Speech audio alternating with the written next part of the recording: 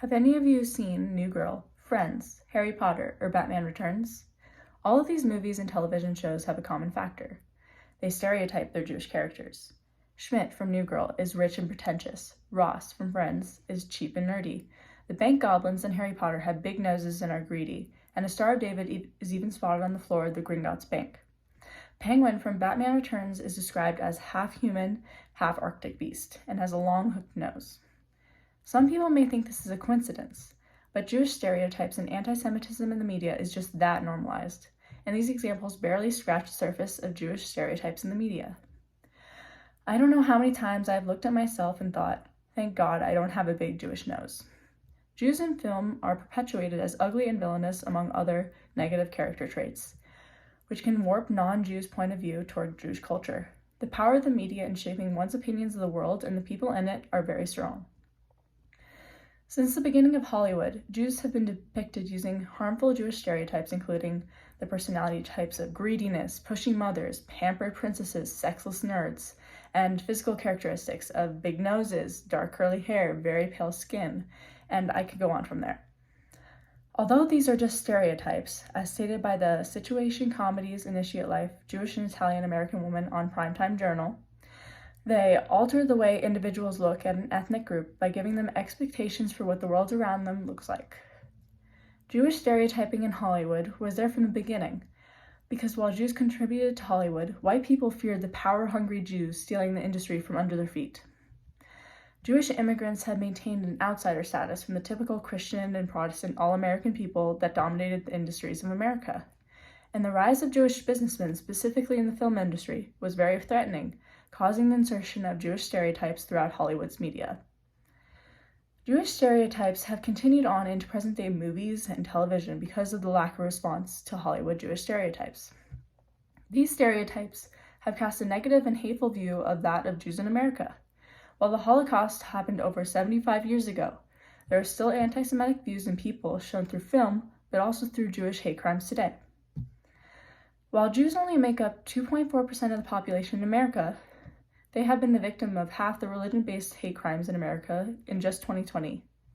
Just this past October, George Washington University's TKE fraternity house was attacked and their Torah was desecrated, while the Bible right next to it was left untouched.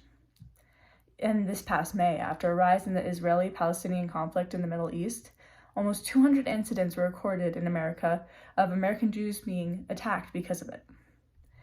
For example, a man was wearing a yarmulke, a Jewish cap, and he was beaten with a metal crutch while the mob of attackers yelled, "Hamas is going to kill all of you. Israel is going to burn." The man was not involved in the conflict from the Middle East, but the event gave anti-Semites the opportunity to attack an innocent Jewish man, among many others.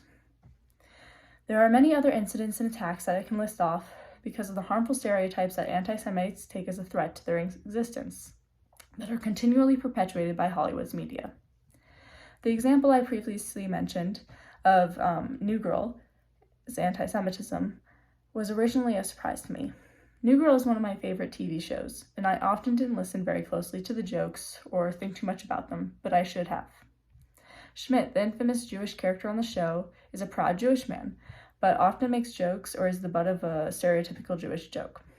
For instance, at a Thanksgiving party, Schmidt is told, "You're really sexy for a Jew," emphasizing the sexless Jewish stereotypes. Or, when Schmidt explains, "I'm having my teeth shaved by a 25th of an inch.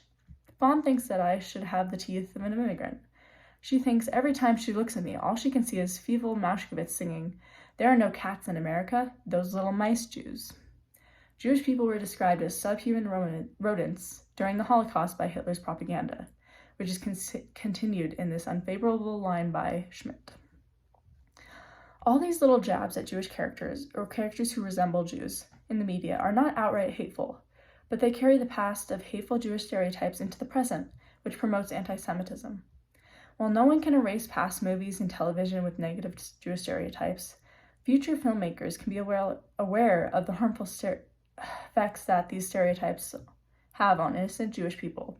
Eliminating the continuation of these stereotypes will help to denormalize the use of anti-Semitic tropes in Hollywood.